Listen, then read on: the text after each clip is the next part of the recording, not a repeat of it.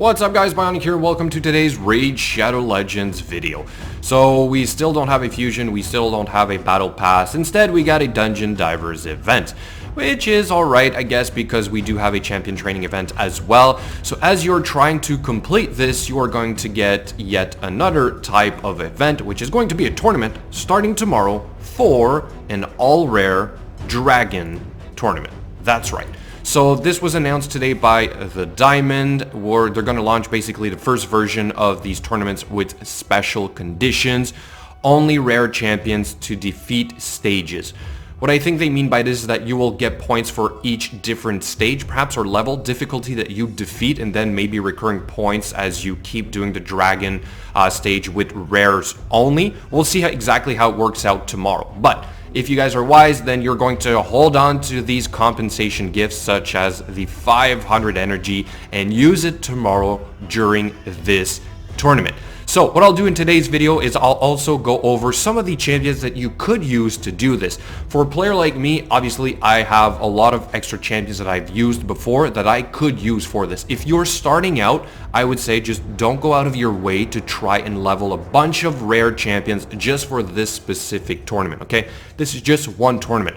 The rewards are good, but don't go crazy. Don't go crazy spending your resources to try and do this. I talked about this in my yesterday's video, basically, where I find it's a way to distract you guys, especially the ones that are starting out. This, in my opinion, is tailored more to the mid to end game players who have all of these extra champions lying around, this extra gear, okay? So, just also to clarify, sorry, real quick, is that you'll receive tournament points only if you use rare champions. If you use any other champ in the squad, you won't receive points for that. Okay, so it's really, it's not like one legendary, 4 rares, it's really an all rares team. Whether you use 3, 4, or 5 champions, I don't think that changes anything. Alright, so let's go. Champions. Which ones could we possibly use for this event? I took out a couple that might be effective. I mean, Bulwark might work if you're looking for something that's a little bit more tanky. He has a decent aura, right? But you don't typically see him there. Painkeeper, that is one that you could use. She adds a lot of survivability. She has the AoE heal. I suppose you could put her in some kind of stun set, but then again, I don't think this is really useful. And then she has the decrease the cooldown of all ally skills by 1 turn on a 4-turn cooldown. Okay, so you can also put her Masteries to be relatively tanky and take some of the damage instead of your main champions. We also have, of course, Bellower. Mine right now is kind of like in between, but I just need to find a chest for him. I have him in a stun set, okay? So this guy adds a lot of survivability, especially in a stun set with the defensive and support tree Masteries. I actually need to change them. I should really get these 2 Masteries right here, okay? Which I think are going to be a little bit better.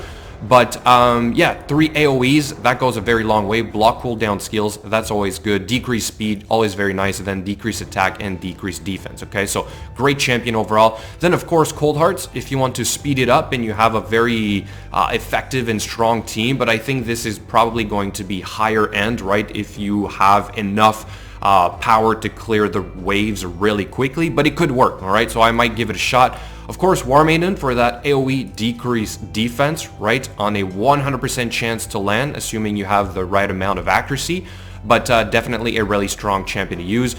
These are her Masteries that I have right now because I never changed it from way back when I was using her against the clan boss. Then, of course, we've got our extraordinaire Mr. Kale in a probably lifesteal set, sorry. So that is what I'm going to try and gear him for, whatever pieces I have lying around. I hope that's going to be enough, right? Skills, mainly we're looking at the poison here as well as the AoE nuke. Combined with War Maiden or perhaps the Bellower, this is going to provide a lot of firepower to clear the waves. That's the important part here, is that you survive those 2 waves, and then once you hit the boss, then the poisons are going to start working their magic. Once again, I still have like War Master on this guy because I never changed it from way back when I was also using him against the clan boss. Like, this probably needs to be optimized a little bit, but you guys are free to do whatever you want with those. Then we've got, of course, our Apothecary. If you guys have one, great. Mine is in a shield set, relatively fast not that fast, but that's because I think I have, yeah, HP boots, right? Really trying to pump up his HP to get the maximum out of this shield set. So that will help with survivability as well as speed with the heal, with sustainability. So definitely a very strong champion to add to your roster of all rares. Then the aura, right? That's another one that you could use. It's defense in dungeons only, but it's 21%, so it's better than, let's say, the bulwark. Or I think you could have used, yeah, not this champion, but you could also use the Kale in the lead, right? So anyway, masteries for this guy also never change from way back when I was using him against the clan boss. So I do have Giant Slayer. That might come in handy for the boss though. And then we've got, of course, also Seducer. Mine is not really built. I think, yeah, I have all the skills done, but he's there for the AoE decrease attack, which is always nice.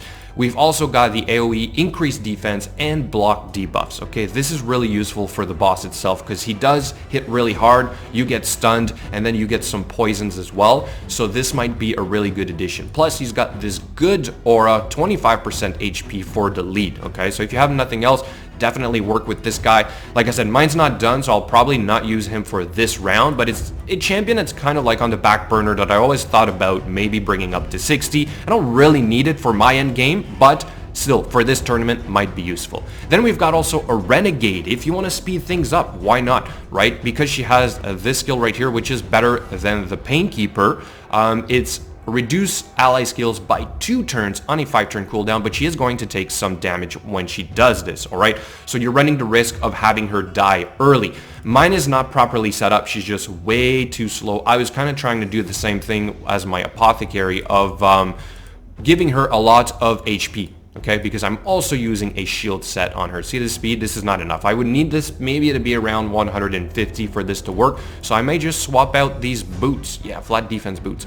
And not sure why I'm doing that. Anyway, maybe just pieces I had lying around. Skills, once again, I think they're all done on her. Yes, I do not have masteries on her either. Okay, so these are all possibilities. And then the last one I would mention is also Graybeard. Don't sleep on him. This guy has a lot of crowd control early on, and he also has one of the better auras for dungeons, 30% increased defense. That's really, really good, guys. Then he has a provoke on the A1 as well as an AoE freeze. I covered this guy in my top freeze champions, but you might want to give him a shot if you don't have anything else. Also, Bring It On, which is a shield on himself that cannot be removed, as well as a counterattack, self-counterattack buff, which will work nicely with his A1 provoke, okay? So if you don't have like the Bellow or something, or perhaps the Seducer, and this is your only kind of like crowd control, survivability champion, definitely give him a shot. Mine's not done, once again. I did try to gear him out with some frost pieces, so we'll see. I might give it a shot for the earlier stages, but if it's what I think it's going to be, once you're done with the lower stages and you've gotten your points from that, then you're going to want to stick to the level 20 if possible, right? To get the best rewards or drops in terms of gear pieces. So I may not use him all the way up to the end, but I may play around with him. And then finally we have our Frozen Banshee. Yes, also very good, a strong poisoner, better than Kale, but mine's not built. But if yours is in a lifesteal set, I think she's going to work very well if you can have enough AoE clearing power first, right? Masteries are not done for me, so anyway, it's a work in progress, but I am working on her, and that's right, I almost forgot, we have Reliquary Tender. Another great champion, adds a lot of survivability, lots of remove buffs and heal, basically, alright? As well as a revive and turn meter increase. Okay, so if you think you're not going to have enough firepower and you have to rely on this, then yeah, use her. She's really good overall. She's a good champion to max out. And then she also has a decreased attack A1, which can be very useful as well. No masteries done on her either for me, so yeah, I got a bit of work to do, but I think I have a solid lineup that I can pull this off, alright? So I hope that with these examples, and it's been proven before, guys, like these champions have been used to clear Dragon Stage 20 multiple times over, so it's definitely doable. The only problem for you is going to be the gear check, right? Will you have what it takes to kill the dragon or the higher stages of the dragon with the gear that you have with these champions? So anyway guys, that's going to be it. A quick overview of this new tournament we have starting tomorrow. I'm eager to see what you guys are going to do. What is the community going to come up for effective teams, right? Like I said, there's plenty of YouTube videos on these champions pulling it off already, so it's not like we're starting from scratch, right? But anyway, let me know what you think in the comments below. As always, thank you so much for watching, and I will catch you guys later.